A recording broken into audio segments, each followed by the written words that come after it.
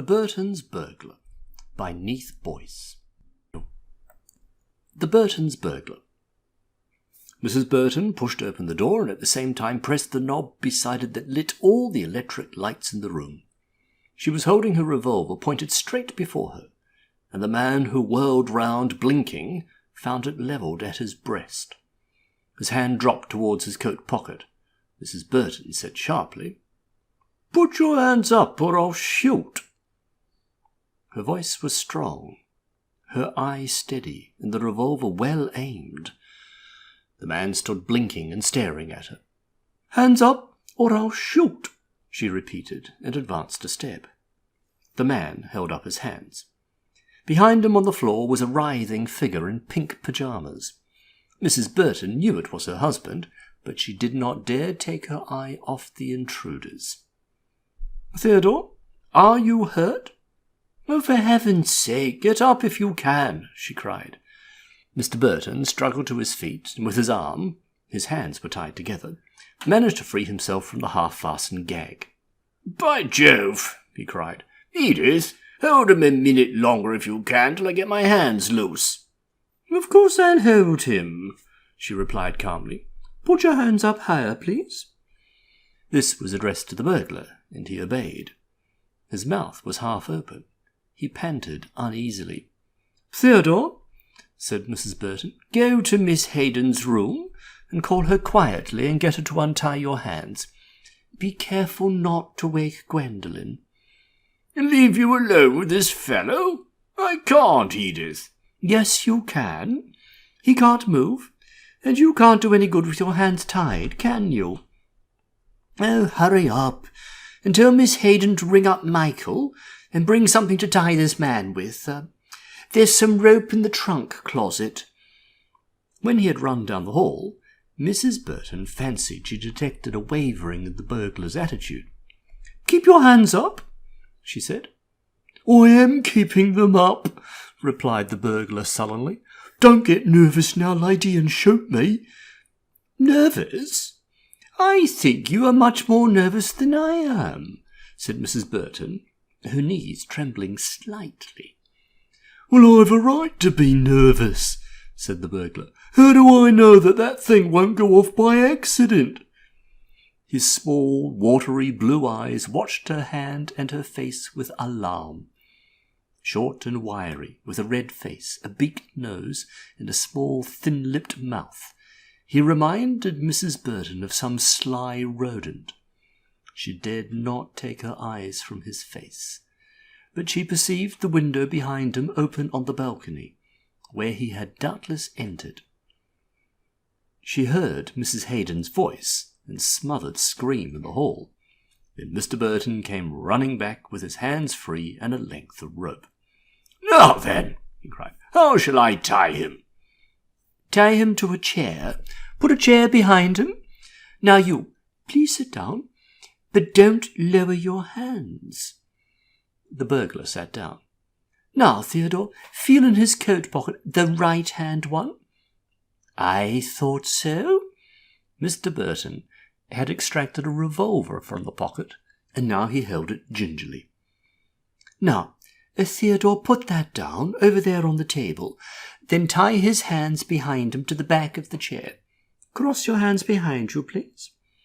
And then you'd better put a length around his ankles and tie them too." When this process was completed to Mrs. Burton's satisfaction, she sat herself down and laid her weapon on her knee, keeping careful hold of it, however. "Well," she said.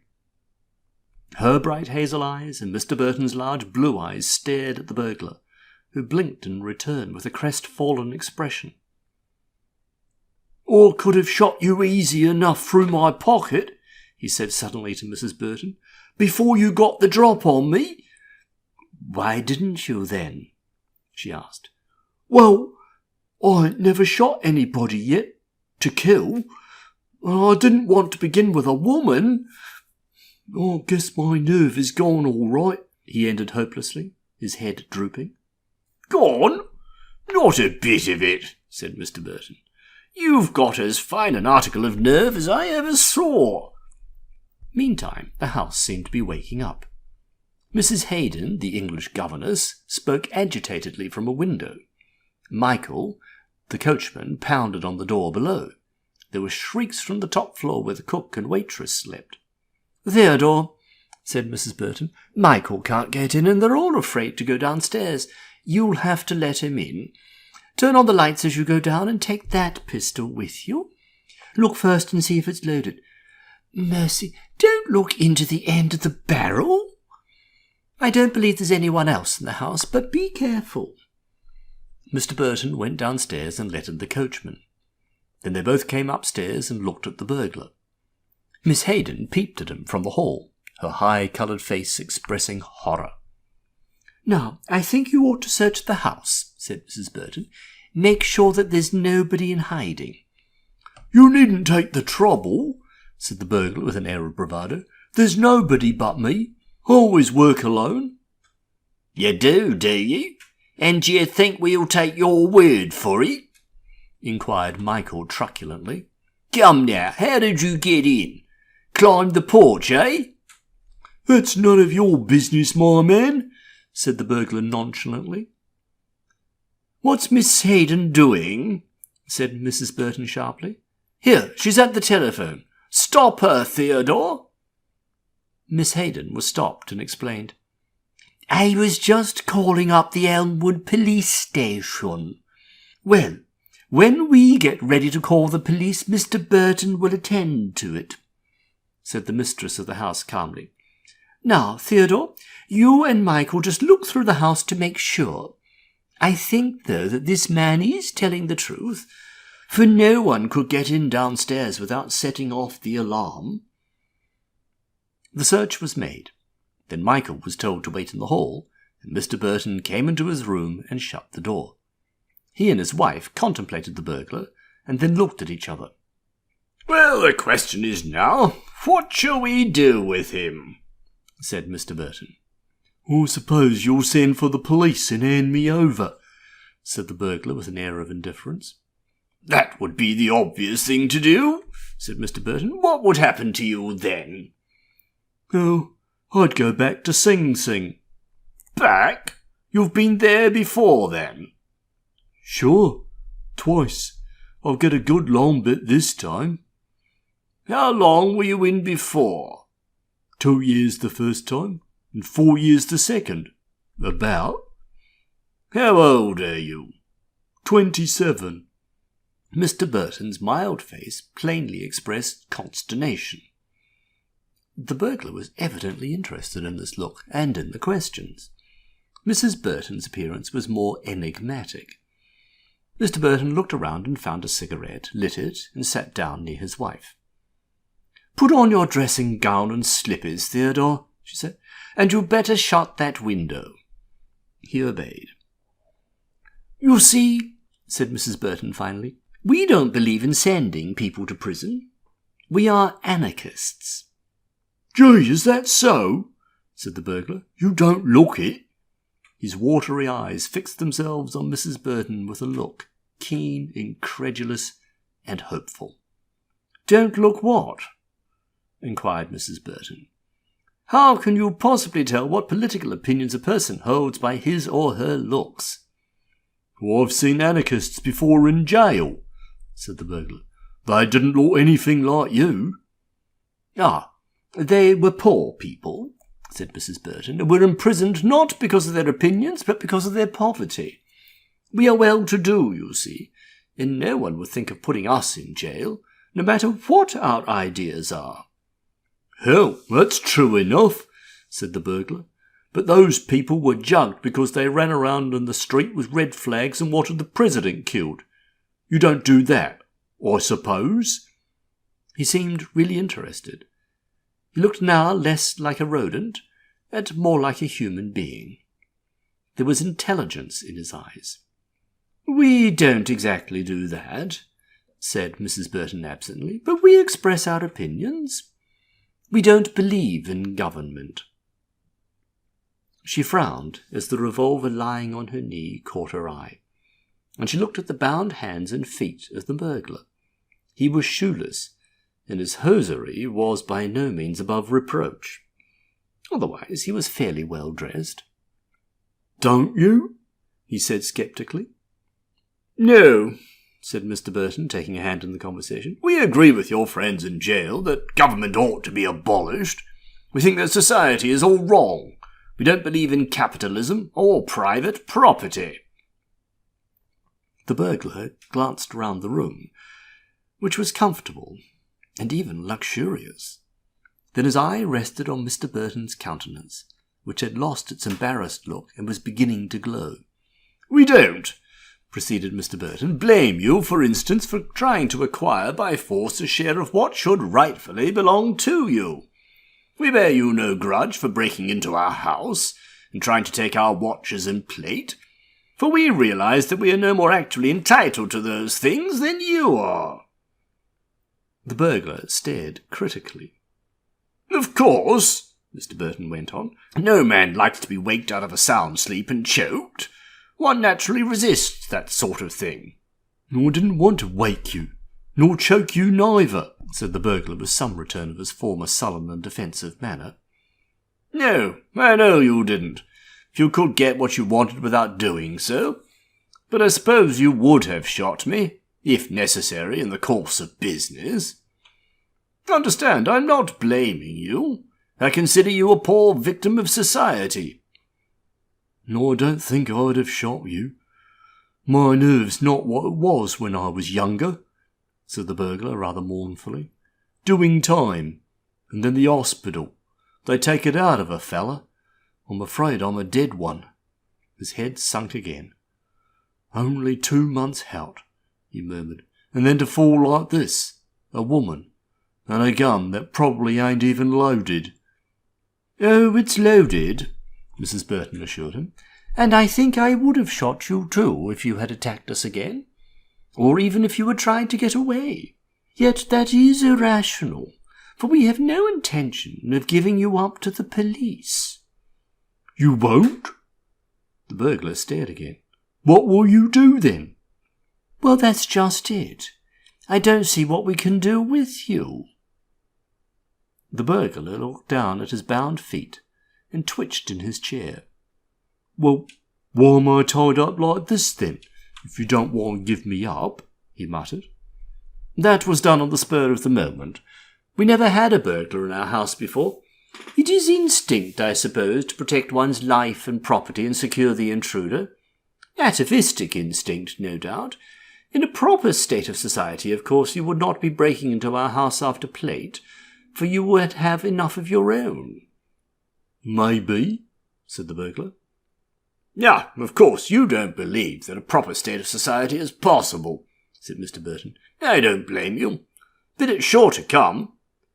"You mean that the people that have got the goods will divvy up with them that haven't got any?" said the burglar. "Oh, go on." "They will. Many of them are willing and even anxious to do it now, and the others will be obliged to sooner or later."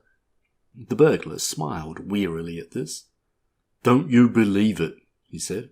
"You're talking through your hat, or you might be a little bughouse on that question. Say, do you think you could untie this rope? It hurts my wrists. I won't try to get away or anything, honest." Mr. Burton looked at his wife. "Yes," she said. "Untie his arms, Theodore." Mr. Burton did so, and then, after a slight hesitation, offered the burglar a cigarette and a match, which were accepted with thanks. "That is, if you don't object, ma'am," said the burglar politely. "Not in the least," Mrs. Burton replied. "By Jove, some whisky would taste good. I'm afraid I've caught cold," said Mr. Burton suddenly. "Yes, do get some, Theodore," his wife anxiously advised. "You know you mustn't take a chill." Mr. Burton went downstairs and reappeared, after an impatient colloquy with Michael and Miss Hayden in the hall, with the decanter and 2 glasses. He got the water jug from his stand and handed 1 glass to the burglar. "Say when," he observed, pouring the whisky. The burglar took a stiff drink, neat, and when he had got it down, he sighed, sat up in his chair, and lifted his head almost jauntily. "That feels good. I'm obliged to you," he said. "Now do you think you could untie my feet?" They're going to sleep. I won't get up. I'll stay here as long as you want me. That is, if you'll let me go before daylight. If you're going to let me go." "You think we are going to let you go, don't you?" said Mr. Burton. "Well, I don't see what else you can do. If you don't send for the cops, unless you want to take me to board," remarked the burglar. "Well, I suppose you'll want me to sign some sort of pledge first, that I'll be good and never steal no more." "Hardly. I don't see what else you can do," said Mr. Burton. "It isn't a question of reforming you, but of reforming society. Society at present would probably not permit you to stop stealing if you wanted to, except on the alternative of starving. Of course, you can always starve if you like." Mr. Burton, having finished untying the burglar, had taken a comfortable chair, and with a glass of whisky and water in one hand and a cigarette in the other, he was thoroughly enjoying himself. He had a great many ideas and some oratorical ambition, but he had always been too nervous to speak from a platform. And now he felt that he was expressing himself with pith and point, and that he had made a decided impression on his audience, that is to say, on the burglar. Mrs. Burton also looked interested.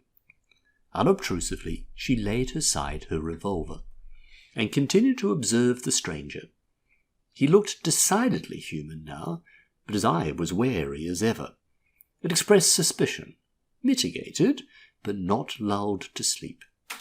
He was alert, too, for the slightest noise in the house. He was on his guard. Still, the atmosphere had suddenly taken on a social tinge. A smile, though constrained and rather wry, illumined the burglar's face at Mr. Burton's last speech. "That's about what it comes to," he said, "but I wouldn't expect you to know it." "You think, I suppose, that intelligence is confined to people like you?" said Mr. Burton. "That I, for instance, am a fool, don't you?" "Well, I don't know," said the burglar frankly. "I never saw anything like you before."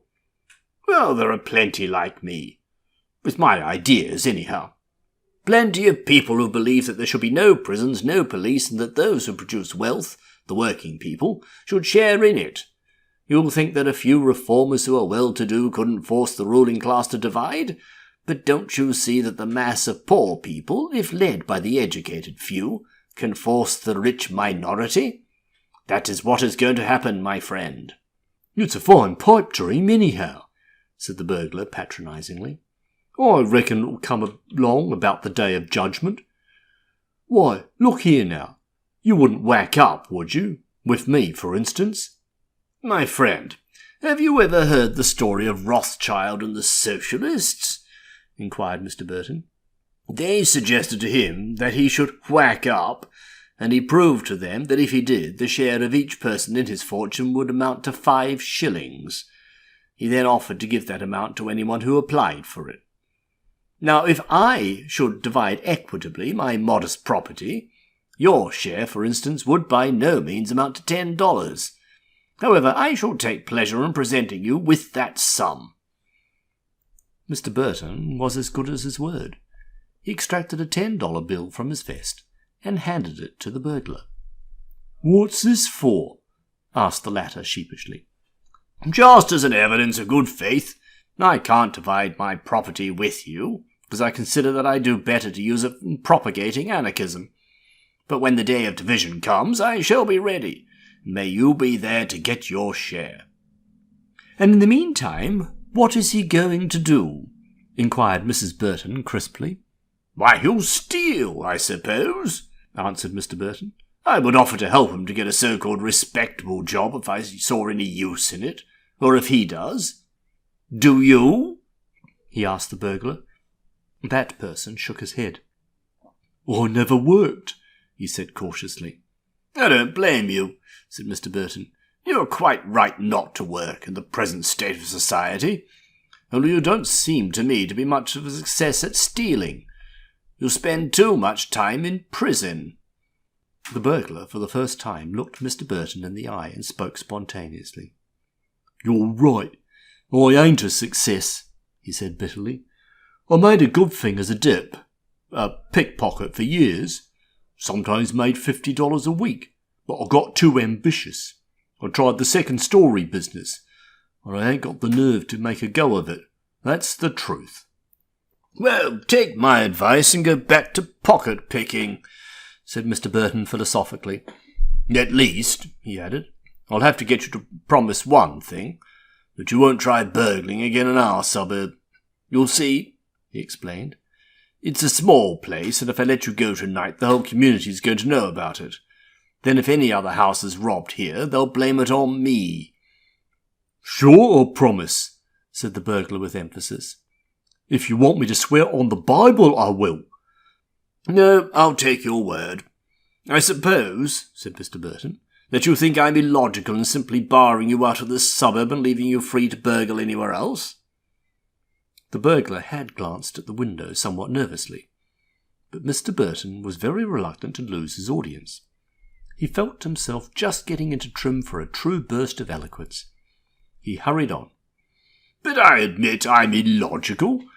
With my ideas, it's inconsistent for me to put burglar alarms into my house and keep a loaded revolver. I know it, but I hope the day is coming when I shan't need those things. I honestly believe that with the last policeman will go the last thief. They go together." "I do sometimes," said the burglar, fidgeting in his chair.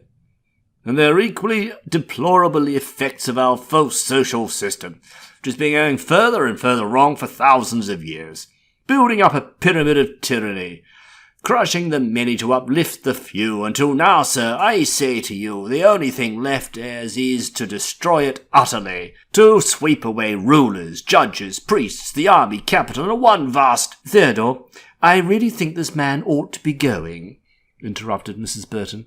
"It must be near daylight." The burglar fairly burst from his chair. "Thank you, ma'am," he cried. "I think I do see light out there." "Light? Pish! It won't be light for an hour yet," said Mr. Burton peevishly. "But come along, I'll let you out the front door." "If it's all the same to you, I'd rather go this way, down the post," said the burglar. "I left my shoes and hat down there." "Well, go ahead," said Mr. Burton. He went over and raised the window. The burglar hesitated a moment and just glanced at the table where his revolver lay. But, as he had said himself, he was lacking in nerve. He did not ask for it. He looked at Mrs. Burton and said again, "Thank you, ma'am." "Don't mention it," said the lady. "I hope you won't get into prison again. I went through a prison once." She shivered slightly. "Look here, are you hungry?" asked Mr. Burton suddenly. "If you are, I'll go down and get you some stuff before you—" No, I'm not hungry. I'll just go now. Good night, and—" The burglar had stepped across the window-sill, and he turned and paused for an instant, listening for sounds below, but all was silent. He looked back into the room and seemed to want to say something more, but thinking better of it, turned away, and with a single quick motion was over the edge of the veranda. They heard a thud as he landed, then a rustling in the shrubbery. He was gone. Mr. Burton closed and locked his window. A knock sounded on the door. The Burtons looked at each other. Then Mrs. Burton opened the door, and they faced outraged society in the persons of the middle-class Miss Hayden and the servants. End of The Burton's Burglar.